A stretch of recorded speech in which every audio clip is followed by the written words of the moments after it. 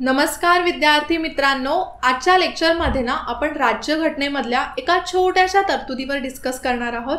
ते म्हणजे uniform civil code किंवा त्याला आपण म्हणतो समान नागरी संहिता. आता म्हणायला तर ना राज्यघटनेमध्ये एकदम छोट्याशा कलमामध्ये, एकाच कलमामध्ये फक्त एकदम लहानशी लाईन या युनिफॉर्म सिव्हिल कोड बद्दल मेन्शन करण्यात आलेली आहे. पण सध्या जर आपण युनिफॉर्म सिव्हिल कोड बघितलं तर एकदम चर्चेमध्ये असणारा विषय ठरलेला आहे. चर्चेमध्ये का आहे ते एकदा मी तुम्हाला सांगते, त्यामुळे तुम्हाला एक आयडिया सुद्धा येईल की नक्की युनिफॉर्म सिव्हिल कोड कशाशी संबंधित आहे. सो ना काय झालेलं, दिल्ली हायकोर्टमध्ये एक डिवोर्स केस आलेली. त्याच्यामध्ये नवरा हिंदू धर्माचा आहे आणि जी बायको आहे त्याची, तर ती राजस्थानमधल्या एका अनुसूचित जमातीमधली मीना जमात म्हणून आहे, तर त्या जमातीमधली होती. तर त्या दोघांनी ना दिल्ली हायकोर्ट म्हणजे डिवोर्स फाईल केलेला. पण डिवोर्स फाईल जो करण्यात आलेला तो जो हिंदू पर्सनल लॉ आहे किंवा हिंदू लॉ आहे त्याच्यानुसार नवऱ्याने फाईल केला होता. पण त्याला बायकोने विरोध केला. बायको म्हणाली की आमच्या मीना जमातीसाठी वेगळे नियम आहेत, तर त्याच्यानुसार डिवोर्स फाईल होईल. ठीक आहे. आणि मग ही जी केस आहे ती दिल्ली हायकोर्टमध्ये गेली. दिल्ली हायकोर्टमध्ये त्याच्यावर निर्णय तर झाला, पण दिल्ली हायकोर्टच्या ज्या न्यायाधीशा होत्या, न्यायाधीश त्यांचं नाव आहे प्रतिभा एम सिंग. तर या काय म्हणाल्या की आत्ता आपल्या देशामध्ये आपण बघतोय की इंटरकास्ट मॅरेजेस होत आहेत, इंटर रिलिजियस मॅरेजेस होत आहेत. लोकांनी धर्म, जात या सगळ्या गोष्टींना मागे ठेवलेलं आहे आणि आता एक प्रोग्रेसिव्ह समाज आपला झालेला आहे. त्याच्यामुळे युनिफॉर्म सिव्हिल कोड लागू करणं गरजेचं आहे. मग इथे तुम्हाला एक आयडिया आली असेल ॲटलिस्ट केसवरून, जे युनिफॉर्म सिव्हिल कोड आहे किंवा समान नागरी संहिता आहे ती कुठेतरी फॅमिली मॅटर्सशी रिलेट करते, राईट. मग आत्ता आपण युनिफॉर्म सिव्हिल कोडबद्दलच एकदम डिटेलमध्ये समजून घेणार आहोत की नक्की युनिफॉर्म सिव्हिल कोडचं ओरिजिन कुठून आहे, त्याच्या मागची हिस्ट्री काय आहे, जर आपल्या देशामध्ये लागू करण्यात आलं युनिफॉर्म सिव्हिल कोड तर काय होईल, आणि त्याचबरोबर या ज्या न्यायाधीशा आहेत त्या असं का म्हणाल्या. तर तुम्ही युनिफॉर्म सिव्हिल कोड हा शब्द कुठे ऐकलेला आहे का, हा टर्म कुठे ऐकलेला आहे का किंवा वाचलेला आहे का. तर बघा, नक्कीच तुम्ही वाचलेला आहे. जर तुम्ही पॉलिटिचा चांगला अभ्यास केला असेल तर तुम्हाला लक्षात असेल आपल्या राज्यघटनेमध्ये DPSPमध्ये कलम 44 युनिफॉर्म सिव्हिल कोडशी रिलेट करतो. काय दिलंय कलम 44मध्ये की राज्य आपल्या देशामध्ये युनिफॉर्म सिव्हिल कोड लागू करेल, त्याच्यासाठी प्रयत्न करेल. ओके. मग आता ज्या वेळेला तुम्ही राज्यघटनेमध्ये वाचन केलं त्यावेळेला तरी कधी शोधण्याचा प्रयत्न केला की नक्की हे युनिफॉर्म सिव्हिल कोड का आहे, कारण की पुस्तकामध्ये फक्त एवढीच लाईन मेन्शन करण्यात आलेली आहे. मग युनिफॉर्म सिव्हिल कोड म्हणजे काय त्याच्याबद्दल अजिबात काहीच सांगितलेलं नाही आहे, राईट. मग तुम्ही कधी प्रयत्न केला आहे का की नक्की हे काय आहे युनिफॉर्म सिव्हिल कोड, किंवा नक्की राज्य लागू करेल तर नक्की राज्याला युनिफॉर्म सिव्हिल कोड लागू करायचा याचा अर्थ काय आहे ते कधी समजून घेण्याचा प्रयत्न केलाय का? नाही ना. आणि जर समजून घेण्याचा प्रयत्न केलाय तर त्या स्टुडंट्सना तर मी नक्कीच अप्रिशिएट करेल. पण आत्ता यापुढे नक्कीच तुम्ही जाणून घ्या की युनिफॉर्म सिव्हिल कोड काय आहे. पुढच्या काही वर्षांमध्ये आपल्याला बघायला मिळू शकतं की सरकारने काहीतरी पहल केलेली असेल युनिफॉर्म सिव्हिल कोडच्या बाबतीत, आणि एवढं इझी नाही आहे युनिफॉर्म सिव्हिल कोड लागू करणं किंवा नागरी संहिता लागू करणं, कारण की बरेचसे असे लोक आहेत की सपोर्टसुद्धा करतायत पण विरोधसुद्धा भरपूर लोकांचा आहे, तर समाजाकडून भरपूर याला विरोध होऊ सुद्धा शकतो. ठीक आहे. मग असा हा काय विषय की त्याला एवढा विरोध होणार आहे तेच आपल्याला समजायचं आहे लेक्चरमध्ये. पण ना त्याआधी नक्की हे युनिफॉर्म सिव्हिल कोड ही जी टर्म आहे ना ती नीट समजून घ्या. बऱ्याच जणांनी ऐकलेलं तर आहे की युनिफॉर्म सिव्हिल कोड काय आहे, पण त्यांना काय वाटतं, म्हणजे भरपूर जणांचं असं एक मिसकन्सेप्शन असतं की युनिफॉर्म सिव्हिल कोड म्हणजे आपल्या देशातले सगळे कायदे नष्ट होतील आणि एकच कायदा कोणता तरी लागू होईल. तसा तर आपल्या देशामध्ये एकच कायदा आहे ना, आपली राज्यघटना आहे, आणि त्याच्यानुसारच आपला देश चालतोय आणि त्याच्यानुसारच बरेचसे कायदे आपल्या देशामध्ये करण्यात आलेले आहे. मग तेच राज्यघटना समोर ठेवून कलम 44मध्ये सांगितलेलं आहे ना की युनिफॉर्म सिव्हिल कोड लागू करायचा आहे. मग आपल्या सरकारने आत्तापर्यंत लागू का केलेलं नाहीये.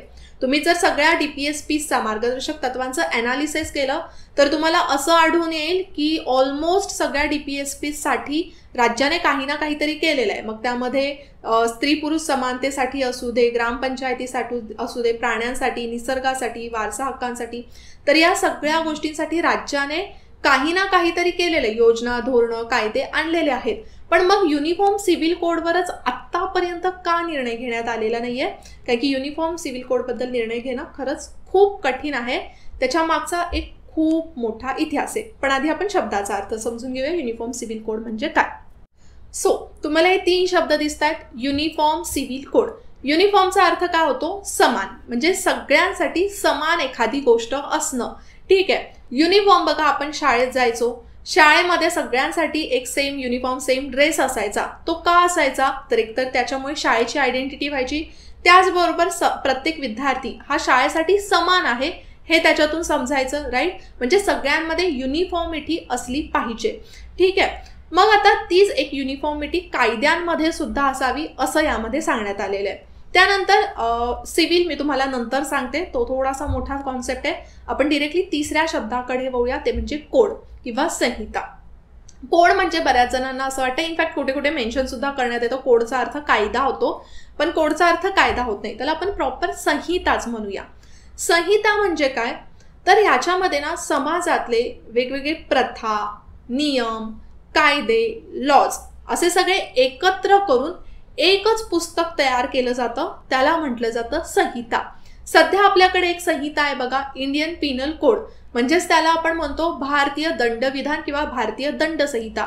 मग जे काही फौजदारी गुन्हे वगैरे आहेत, जसं समजा खून करणं, रेप करणं, दरोडा घालणं, तर हे जे सगळे गुन्हे आहेत, तर ह्या वेगवेगळ्या गुन्ह्यांना डिफाईन करण्यात आलेलं आहे. त्या गुन्ह्यांमध्ये कोणकोणती शिक्षा असू शकते, काय दंड लागू शकतं, हे सगळं एकाच ह्याच्यामध्ये देण्यात आलेलं आहे, ते म्हणजे इंडियन पिनल कोडमध्ये. त्याचबरोबर वेगवेगळ्या गुन्ह्यांची प्रोसिजर कशी होईल, कोणत्या जजकडे कोणता गुन्हा जाईल, ते सगळं मेन्शन करण्यात आलेलं आहे CRPC मध्ये, म्हणजे क्रिमिनल प्रोसिजर कोडमध्ये. राईट. मग आता आपल्याकडे ऑलरेडी अशी संहिता आहेत, पण त्या क्रिमिनल प्रोसिजरसाठी आहेत.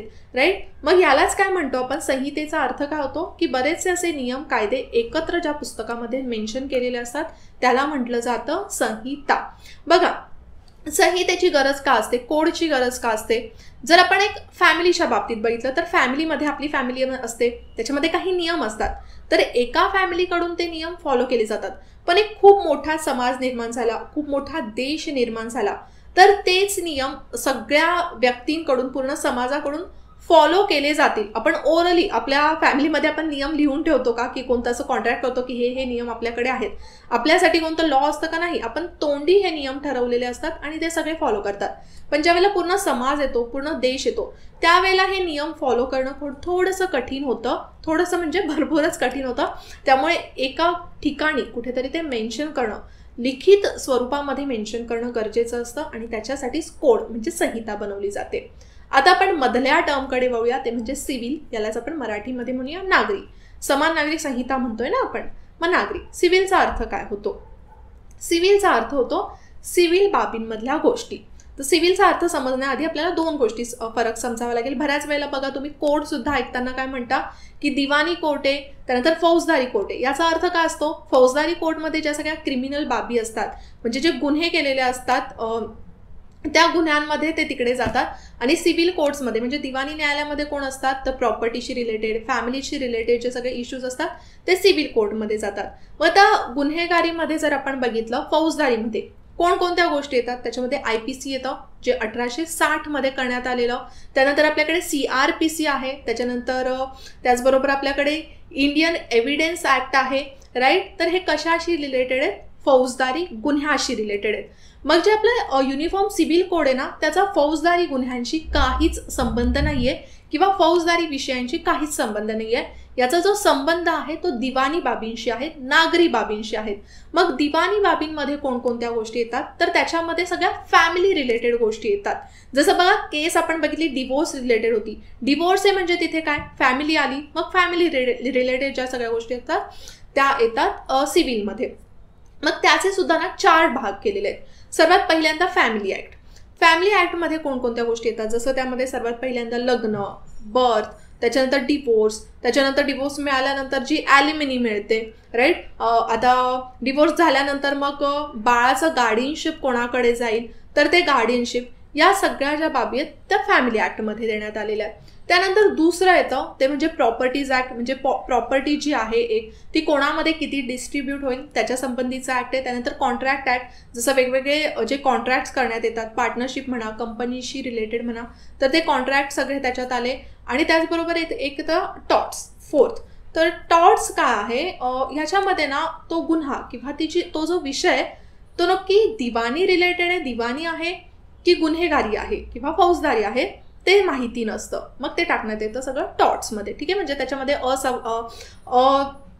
असावधानता वगैरे, सावधानपूर्वक कोणती गोष्ट केली नसेल वगैरे, तर त्या सगळ्या गोष्टी टॉर्ट्समध्ये येतात. ठीक आहे, पण आता जे आपण हे 4 ऍक्ट बघितले जे दिवाणी किंवा सिव्हिल रिलेटेड जे ऍक्ट्स होते, त्याच्यामध्ये बाकीचे जे 3 ऍक्ट्स आहेत ना, कॉन्ट्रॅक्ट, प्रॉपर्टीज, टॉर्ट्स, याबद्दल काहीच इश्यू नाहीये.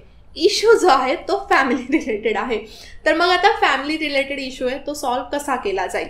जर आपण बघितलं ना तर फॅमिली ज्या बाबी आहेत किंवा फॅमिली विषय जे आहेत ना, त्याच्यासाठी आपल्या देशांमध्ये पर्सनल लॉज आहेत.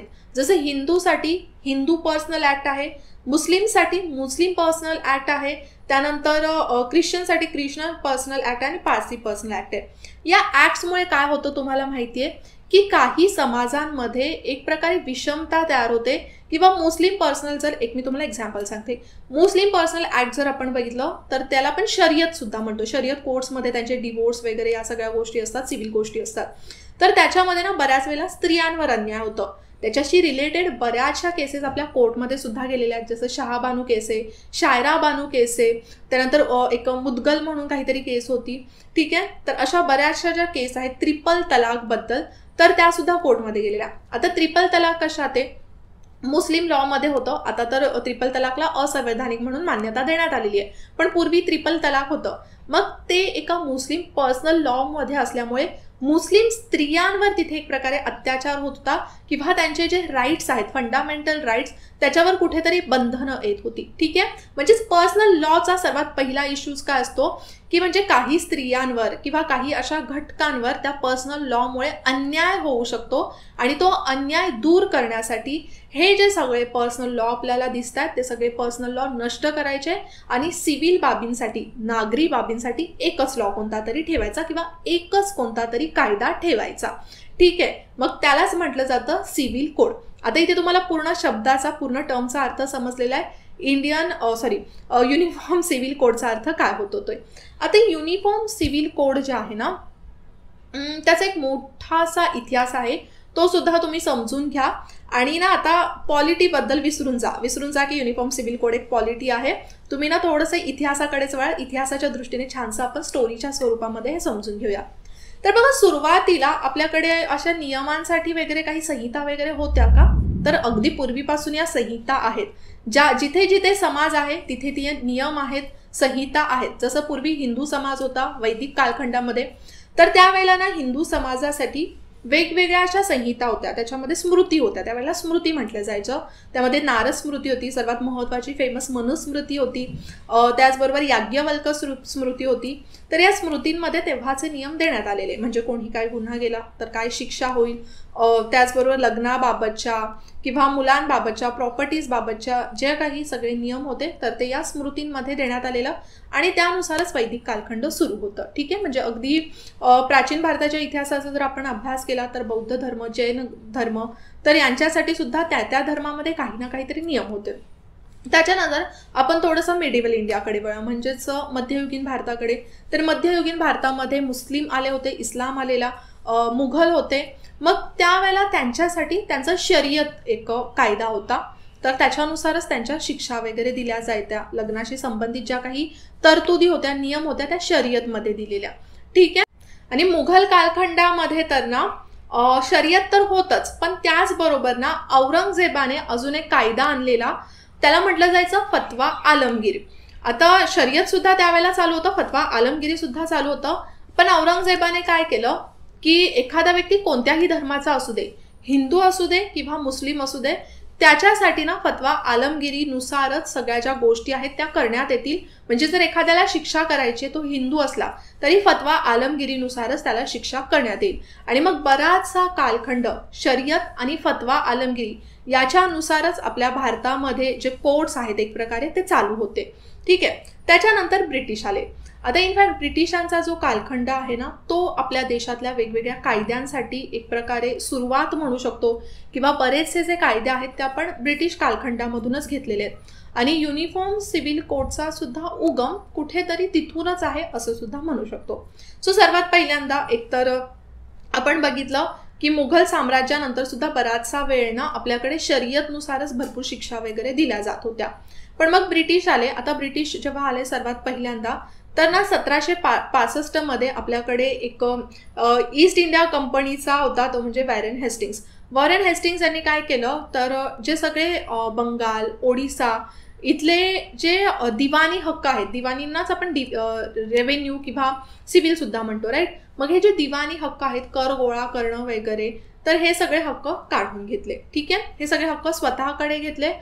आता ज्या वेळेला ना वॉरेन हेस्टिंग्स होता, त्यावेळेला त्याने काय केलं माहितीये, एकतर 1772 मध्ये त्याने ना आपल्या देशासाठी किंवा जो त्याचा भाग होता ओडिसा, बंगाल या प्रांतासाठी एक त्याने ना न्यायालयीन प्लॅन बनवला, ज्युडिशियल प्लॅन बनवला. 1773 मध्ये रेग्युलेशन ऍक्ट आलं.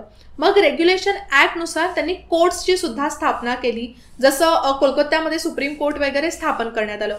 मग आता कोर्टची तर स्थापना करण्यात आली, पण आता आपल्याकडे बघितलं तर ऑलरेडी धर्म, वेगवेगळ्या जातींचे लोक होते आणि त्याच्यानुसार त्यांचे नियम होते. जर कोणाला शिक्षा करायची आहे तर ती कशा पद्धतीने शिक्षा करण्यात यावी, हा सुद्धा एक मोठा प्रश्न तिथे होताच. मग त्यावेळेला काय करण्यात आलं, ज्या सगळ्या क्रिमिनल बाबी आहेत, म्हणजे जे सगळे फौजदारी गुन्हे वगैरे दाखल होतील ना, तर क्रिमिनल बाबींसाठी जे आधीपासून शर्यत चालू आलेलं ना, जे मुस्लिम लॉ होतं तेच फॉलो केलं जात होतं. पण ज्या सिव्हिल बाबी आहेत, ज्या दिवाणी बाबी आहेत, त्यांच्यासाठी ना हिंदूंसाठी हिंदू कायदा, मुसलमानांसाठी मुसलमान कायदा असं करण्यात आलेलं. पुढे मग 1781 मध्ये परत रेग्युलेशन ऍक्ट आला. त्यावेळेला मग काय केलं, तर त्यावेळेला इथे आता इंग्लिश ऍक्ट ऍड झाला. हिंदूंसाठी हिंदू, मुसलमानांसाठी मुस्लिम ऍक्ट, आणि त्याचबरोबर मग इतर धर्माचे जे लोक आहेत त्यांच्यासाठी कोणता कायदा असेल, त्यांचा असा स्पेसिफिक एकच कायदा कोणता नव्हता ना मोठा. मग त्यावेळेला काय करण्यात आलं, त्यांच्यासाठी इंग्लिश कायदा लागू करण्यात आला. आणि त्याचबरोबर जे क्रिमिनल प्रोसिजर्स होत्या त्या सुद्धा इंग्लिश लॉने सुरू केल्या. म्हणजे आता इथे शर्यत जे आहे ते नष्ट झालेलं आहे, इथे इंग्लिश लॉ आणण्यात आलेले आहे. कशासाठी, तर क्रिमिनल प्रोसिजरसाठी. ठीक आहे. त्याच्यानंतर 1723 मध्ये लॉर्ड विल्यम बेंटिंक आला. आता लॉर्ड विल्यम बेंटिंकने राजा राममोहन राय यांच्या बरोबर मिळून भरपूर असे चेंजेस केलेलं, जसं त्यामध्ये सती प्रथा जी आहे ती बंद केलेली, त्याचबरोबर स्त्री भ्रूण हत्या जी आहे ती सुद्धा बंद करण्यात आलेली, त्याच्यासाठी कायदे करण्यात आले होते. आता बघा ना, तुम्हाला इथे प्रश्न पडू शकतो, ज्यावेळेला ब्रिटिश होते त्यावेळेला सुद्धा बरेचसे चेंजेस आहेत ना, ते हिंदू, आपण म्हणू शकतो हिंदू धर्माच्या बाबतीत करण्यात आले, मुस्लिम धर्माच्या बाबतीत करण्यात आले नाही. तर तुम्हाला असं वाटू शकतं की ब्रिटिश ते बायस होते, तर हां, ब्रिटिश बायस होतेच तिथे, कारण की एक प्रकारे त्यांना मुस्लिम्सचा सपोर्ट सुद्धा पाहिजे होता, ते नंतर पुढे समजलेलंच आपल्याला. पण ना, जर आपण हिंदू समाजाच्या बाबतीत बघितलं ना, तर हिंदू असे भरपूर धर्मसुधारक होते की ज्यांना ह्या ज्या जुन्या प्रथा आहेत त्या टाकून द्यायच्या होत्या, म्हणजे जुन्या प्रथा कंटिन्यू करायच्या नव्हत्या. आणि त्यामुळे हिंदू समाजामध्ये ब्रिटिशांना चेंज करता आलं, ज्या चुकीच्या प्रथा आहेत त्या काढून टाकता आल्या. ठीक आहे. पण तिथेच आपण मुस्लिम समाजाचं बघितलं ना, तर असं त्यातून कोणी धर्मसुधारक किंवा त्यांच्यामध्ये काही चेंजेस करण्यासाठी असे समाज सुधारक निघून आले नाहीत. त्यामुळे ते तसंच राहिलं. इनफॅक्ट त्यांना चेंज पाहिजेच नव्हतं, त्यांचे जे काही पर्सनल लॉज होते त्यात त्यांना काही चेंज पाहिजेच नव्हतं, त्यामुळे त्याच्यात चेंजेस झालेच नाही. ठीक आहे. थोडंसं आपण आता ते बाजूला ठेवूया, आपण परत आपल्या ट्रॅकवर येऊया. सो इथे सती प्रथा जे आहे ते बंद झालं, स्त्री भ्रूण हत्या आहे ती सुद्धा बंद झाली. त्यानंतर चार्टर ऍक्ट आला 1833 मध्ये. मग 1833 मध्ये ज्यावेळेला चार्टर ऍक्ट आला ना, त्यावेळेला लॉर्ड विल्यम बेंटिंकला काय वाटलं की एक असा कायदा बनवण्यात यावा की जो सगळ्यांसाठी सेम असला पाहिजे. त्याच्यामुळेच त्याने एक लॉ कमिशन स्थापन केलं. बघा, सर्वात पहिलं जे लॉ कमिशन आहे आपल्या देशामध्ये ते 1834 मध्ये स्थापन करण्यात आलेलं. आणि आत्तापर्यंत ती जी प्रथा आहे किंवा ती जे आपण म्हणू शकतो संकेत आहे लॉ कमिशनचा, तो तसाच चालू आहे. आपल्या राज्यघटनेमध्ये कुठे लॉ कमिशन बद्दल तरतूद दिलेली नाही आहे, पण आपण दर 3 वर्षांनी लॉ कमिशन स्थापन करतो. ठीक आहे. मग लॉ कमिशनचे त्यावेळेचे अध्यक्ष होते ते म्हणजे लॉर्ड मेकॉले. लॉर्ड मेकॉलेने ना 2 गोष्टी सांगितल्या. एक, त्यांनी IPCचं ड्राफ्ट बनवलं, म्हणजे इंडियन पिनल कोडचं ड्राफ्ट बनवलं. दुसरं, त्यांनी एक कॉन्सेप्ट काढला, ते म्हणजेच लेक्स लुकाई. काय तर लेक्स लोकाई. आता लेक्स लोकाईचा अर्थ काय होतो, तर बघा, एक जर आपला देश आहे त्याच्यामध्ये सिव्हिल कायदे कसे असू शकतात, पर्सनल लॉज असू शकतात, प्रत्येक धर्मानुसार वेगवेगळे कायदे. तिथेच लेक्स लोकाई म्हणजेच काय की पूर्ण भूमीसाठी एकच कायदा, म्हणजे पूर्ण देशासाठी एकच कायदा, त्याला म्हटलं जातं लेक्स लोकाई. ठीक आहे. मग तो सर्वात पहिल्यांदा एक प्रकारे आपण म्हणू शकतो की लेक्स लोकाईच्या स्वरूपामध्ये आपल्या देशासाठी सिव्हिल बाबींसाठी एकच कायदा असावा, ते पहिल्या लॉ कमिशनने सांगितलं. पण त्यावेळेला ना IPC आणण्यात आलं ना लेक्स लोकाईवर विचार करण्यात आला. मग परत एकदा 1853 मध्ये ज्यावेळेला चार्टर ऍक्ट आला त्यावेळेला दुसरं लॉ कमिशन स्थापन करण्यात आलं. आणि त्यावेळेला एकदम स्मार्ट असे एक प्रकारे आपण म्हणू शकतो लॉचे प्रोफेसर होते, ते म्हणजे जॉन रॉमली. जॉन रॉमली यांनी 3 गोष्टी सांगितल्या, एक म्हणजे CPC, त्याच्यानंतर CRPC आणि IPC यांचा ड्राफ्ट तयार केला.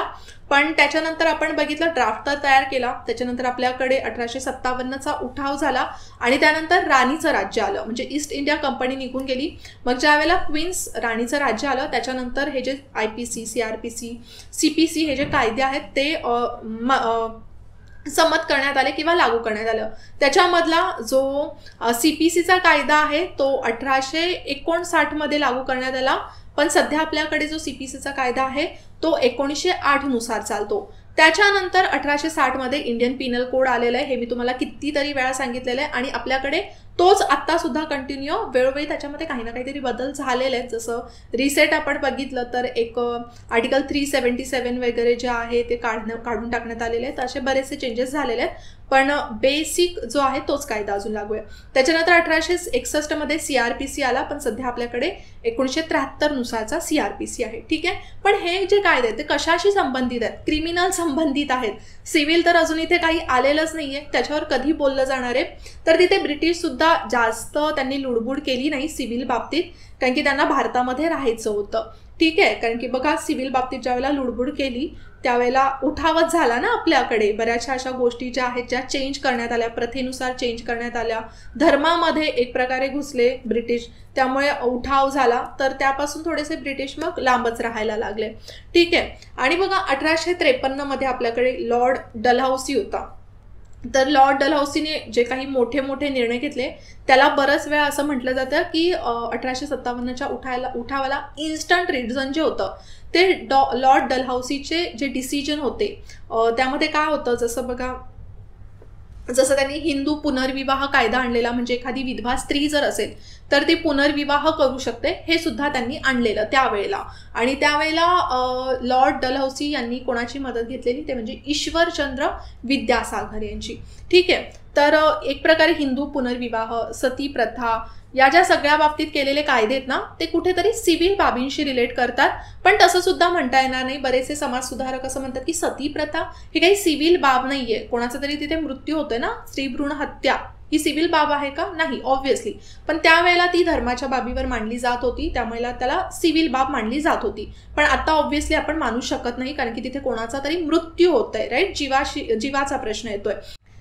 त्यानंतर मग 1861 मध्ये परत तिसरं लॉ कमिशन स्थापन करण्यात आलेलं. सेम जॉन रॉमेली जे आहे तर त्यांच्याच अध्यक्षतेखाली हे लॉ कमिशन आणण्यात आलेलं. आणि त्याच्यानंतर त्यांनी काही अशा शिफारसी केल्या, त्याच्यावरून जे इंडियन एव्हिडन्स ऍक्ट आहे, त्याच्यानंतर ओथ म्हणजे जी शपथ घेतली जाते ना कोर्टमध्ये तो ऍक्ट आहे, कॉन्ट्रॅक्ट ऍक्ट आहे, ते आणण्यात आले. मग सिव्हिल बाबींशी रिलेटेड इथे कोणकोणता कायदा आला? एकतर कॉन्ट्रॅक्ट ऍक्ट आला आणि ओथ ऍक्ट आला. ठीक आहे. त्याच्यानंतर 1873 मध्ये स्पेशल मॅरेज ऍक्ट आला. स्पेशल मॅरेज ऍक्ट सुद्धा ना खूप महत्वाचा कायदा आहे. बघा स्पेशल मॅरेज ऍक्ट आपल्या जे दिवाणी बाबी आहेत किंवा ज्या नागरी बाबी आहेत त्याच्यामधला तुम्ही म्हणू शकता एक धर्मनिरपेक्ष कायदा आहे. स्पेशल मॅरेज ऍक्ट कशाशी संबंधित आहे माहिती आहे तुम्हाला? जे इंटरकास्ट मॅरेज होतात, इंटर रिलिजियस मॅरेज होतात, तर ते रजिस्टर कोणत्या कायद्यानुसार होतात? स्पेशल ऍक्टनुसार होतात. तिथे हिंदू पर्सनल लॉ किंवा तिथे कुठेही जे मुस्लिम पर्सनल लॉ आहेत ते नाही आहेत. जर इंटर रिलिजियस मॅरेज झालं, वेगवेगळ्या धर्मांमध्ये जर लग्न झालं किंवा वेगळ्या देशातल्या एखाद्या व्यक्तीबरोबर लग्न झालं तर तिथे हा जो स्पेशल मॅरेज ऍक्ट आहे तो अस्तित्वात येतो आणि त्याच्यानुसार त्यांचं लग्न होतं किंवा त्याच्यानुसार त्यांचं डिवोर्स वगैरे आहे ती प्रोसिजर होते. आणि त्याच्यानंतर ना म्हणजे स्पेशल मॅरेज ऍक्ट आलं त्याच्यानंतर सुद्धा बरेचसे असे चेंजेस हिंदू मॅरेज किंवा हिंदू मॅरेजशी संबंधित जे नियम होते त्याच्यामध्ये भरपूर चेंजेस करण्यात आलेलं. जसं स्त्रीधनाशी रिलेटेड कायदा करण्यात आलेला की स्त्रीधन जे आहे ते पूर्ण स्त्रीचं असणार आहे. स्त्रीधन म्हणजेच काय? तर बघा एखाद्या महिलेला लग्नाच्या वेळेला तिच्या माहेरून काहीतरी दागदागिने मिळतात किंवा सासरच्यांकडून सुद्धा काही दागदागिने मिळतात, ते स्त्री धनामध्ये मानलं जातं आणि हे अगदी आपल्या पूर्वीपासून प्राचीन भारतापासून मानलं जातं. मग ते स्त्री धनाचं काय करायचंय, विकायचंय, स्वतःकडे ठेवायचंय, तो पूर्णपणे अधिकार त्या स्त्रीचा असणारे हे मेन्शन करण्यात आलं. पण ना 1937 मध्ये एक हिंदू विमेन राईट्स ऍक्ट आला, तर तो थोडासा कॉन्ट्रोवर्शियल ठरला. या कायद्यामध्ये ना स्त्री धनाबद्दल, स्त्रियांच्या मॅरेजबद्दल जे आहे बऱ्याचशा तरतुदी टाकण्यात आल्या. पण त्याच्यामध्ये ना अजून एक तरतूद अशी ऍड करण्यात आली की त्यामध्ये असं सांगण्यात आलं की बघा, आपल्याकडे पूर्वी ना जर समजा एखादी स्त्री विधवा झाली, जर पतीचा मृत्यू झाला, तर पतीची जी संपत्ती आहे ती त्याच्या भावंडांमध्ये वाटली जायची. ठीक आहे. पण या कायद्यामध्ये काय सांगण्यात आलं, देशमुख कायद्यामध्ये, जर समजा पतीचा मृत्यू होतोय तर विधवा स्त्रीचा जो अधिकार आहे तो त्या संपत्तीवर असणारे, पतीच्या संपत्तीवर असणारे.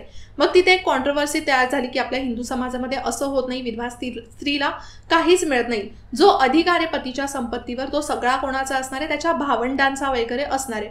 ठीक आहे. मग ही कॉन्ट्रोवर्सी वेगवेगळ्या कायद्यांच्या संबंधित आली, वेगवेगळ्या तरतुदींच्या संबंधित आली.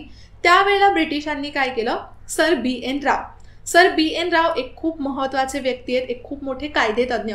इनफॅक्ट आपल्या संविधान सभेचे ते सल्लागार सुद्धा होते ना, राईट. तुम्ही संविधान सभेच्या निर्मितीचा अभ्यास केला असेल तर त्यामध्ये तुम्हाला हे नाव माहितीच असेल. तर सर बी एन राव यांच्या अध्यक्षतेखाली ना त्यांनी एक समिती स्थापन केली आणि त्यांना सांगितलं की हे जे सगळे हिंदू लॉज आहेत ना त्याच्यामध्ये काही चेंज करता येत आहेत का, तुम्ही बघा, आणि कसं आपण ना हिंदूसाठीचं एकच काहीतरी संहिता बनवूया. ठीक आहे. मग त्यांनी पहिलं काही असा एक छोटासा ड्राफ्ट बनवला, पण त्याच्यावर जास्त काही डिस्कस केलं गेलं नाही, त्याला नक्कीच खूप विरोध झाला. त्याच्यानंतर परत एकदा दुसरी समिती स्थापन करण्यात आली फेब्रुवारी 1944 मध्ये. तर त्यावेळी ना त्यांनी त्यांचा रिपोर्ट दिला 1947ला. ठीक आहे. आणि त्याला नाव देण्यात आलं हिंदू कोड बिल. आता 1947 मध्ये आपली संविधान सभा होती. संविधान सभेची स्थापना 1946 मध्ये झालेली, राईट. मग 1947 मध्ये ना संविधान सभा ना पूर्वी कायदेमंडळ म्हणून सुद्धा काम करायची, हे तुम्हाला माहीत असलं पाहिजे. आपलं जे देशाचं पहिले इलेक्शन आहे ते 1951-52 मध्ये झाली. म्हणजे पहिली लोकसभा किंवा जी संसद आहे आपल्या देशाची ती 1952 मध्ये स्थापन झाली. मग त्याच्या आधी तर आपल्या देशाला कायदेमंडळ नव्हतं. मग कायदेमंडळ म्हणून काही वेळा म्हणजे पार्ट टाइम कायदेमंडळ संविधान सभाच काम करायची. मग संविधान सभेमध्ये त्यांनी जे हिंदू कोड बिल आहे त्याचा ड्राफ्ट मांडला. आता त्यावेळेला ना हिंदू कोड बिलचा खूप विरोध झाला, म्हणजे भरपूर विरोध झाला असं सुद्धा म्हणू शकता. इनफॅक्ट संविधान सभेचे जे काही महत्त्वाचे सदस्य आहेत, जसं त्यामध्ये सरदार वल्लभभाई पटेल सुद्धा होते, जे.बी. कृपलानी होते, तर असे बरेचसे महत्त्वाचे सदस्य आहेत, त्यांनी हिंदू कोड बिलला पूर्णपणे विरोध केला. पण हिंदू कोड बिलच्या समर्थनात जे उभे राहिले ते म्हणजे doctor Babasaheb Ambedkar. In fact Hindu code बिलवर काही डिस्कशन होत नाहीये, त्यामुळे त्यांनी जे मंत्रिमंडळ आहे त्याच्यातून सुद्धा रिझाईन केलं होतं. ते कायदा मंत्री होते, तर कायदा मंत्री म्हणून त्यांनी पदावरून राजीनामा दिला होता, कारण की हिंदू कोड बिलवर काहीच डिस्कशन होत नव्हतं आणि त्याचं समर्थन कोण करत नव्हतं. ठीक आहे. आता हिंदू कोड बिलवर एक मोठं आपण बघूया की काय होतं. तर त्याच्यामध्ये सर्वात पहिलं चेंज काय करण्यात आलेलं की जे पुरुष 4-3-4 विवाह करतात, ठीक आहे, त्याला आपण म्हणू शकतो पॉलिगामी म्हणजेच काय की एकाच व्यक्तीने भरपूर वेळा लग्न करणं. ठीक आहे. किंवा एकाच वेळेला 3 ते 4 पत्नी असणं त्याला आपण म्हणतो पॉलिगामी. तर त्याआधी हिंदू समाजामध्ये सुद्धा होतं. मग हिंदू कोड बिलमध्ये सांगण्यात आलं की ते नष्ट केलं पाहिजे. एक पत्नी एकच विवाह असं त्यामध्ये सांगण्यात आलं. पण आता त्यावेळेला जर बघितलं ना आपण, आत्ताची कशी परिस्थिती आपल्याकडे की स्त्रिया लढतायत. मुस्लिम स्त्रिया काय म्हणतायत की हिंदू मॅरेज ॲक्टनुसार जर एकच लग्न तिथे सांगण्यात आलेलं आहे, जर एक पुरुष एकच लग्न करू शकतो, तर मुस्लिम लॉमध्ये सुद्धा तसंच असलं पाहिजे. पण ज्यावेळेला हिंदू कोड बिल आलेलं ना त्यावेळेला ना उलटं झालं. जसं मुस्लिम पुरुषांना 4 लग्न अलाउड होती, मग तिथे हिंदू पुरुष म्हणायला लागले की जर मुस्लिम पुरुषांना 4 लग्न अलाउड आहेत तर मग हिंदू पुरुषांना 4 लग्न अलाउड का नाही आहेत. मग असे बरेचसे विरोध झालं तिथे आणि शेवटी हिंदू कोड बिलवर त्यावेळेला काहीच डिस्कशन झालं नाही. जे काही डिस्कशन आहे ते नंतर सरकार आल्यानंतर म्हणजेच पंडित जवाहरलाल नेहरू हे ज्या वेळेला सत्तेत आले, काँग्रेस निवडून आलं, त्याच्यानंतर हिंदू कोड बिलवर डिस्कशन करण्यात आलं आणि निर्णय घेण्यात आलं. पण हिंदू कोड बिल जे आहे ना, पूर्ण त्याचं एक संहिता म्हणून समोर आली नाही. त्याचे काही 4 विभागांमध्ये विभाजन करण्यात आलं. सर्वात पहिल्यांदा 1955 मध्ये आला, ते म्हणजे हिंदू मॅरेज ऍक्ट. त्यानंतर 1956 मध्ये आला Hindu succession act. Hindu succession act म्हणजेच काय, तर हिंदू वारसा हक्क म्हणजे जी संपत्ती आहे ती वारसाला कशी जाईल, ठीक आहे, सक्सेसर्सना कशी जाईल. त्यानंतर 1956 मध्ये आला गार्डियनशिप ऍक्ट, म्हणजेच जे मुलाचं गार्डियनशिप वगैरे आहे ते कोणाकडे जाईल. आणि त्यानंतर फायनल आलं ते म्हणजे हिंदू अडॉप्शन आणि मेंटेनन्स ऍक्ट. मेंटेनन्स ऍक्ट म्हणजेच काय की डिवोर्स नंतर जी स्त्रियांना ॲल्युमिनी वगैरे दिली जाते त्यालाच आपण मेंटेनन्स म्हणतो, ठीक आहे. सो या 4 विभागांमध्ये जो हिंदू कोड बिल आहे तो विभाजित करण्यात आला.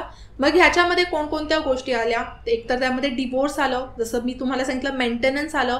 त्याच्यानंतर जे बहुविवाह पद्धत आहे ती बंद करण्यात आली. त्याचबरोबर जे जॉईंट फॅमिलीची प्रॉपर्टी आहे त्याचं विभाजन कसं झालं पाहिजे, प्रॉपर्टीचं विभाजन कसं झालं पाहिजे ते सगळं मेन्शन करण्यात आलं होतं, ठीक आहे. मग आता हिंदू कोड बिल ज्या वेळेला आलं किंवा हिंदू जे मॅरेज ऍक्ट वगैरे आले त्याच्यानुसार स्त्रियांकडे जे कमी हक्क होते आधी ना, ते स्त्रियांकडचे हक्क एक प्रकारे वाढले.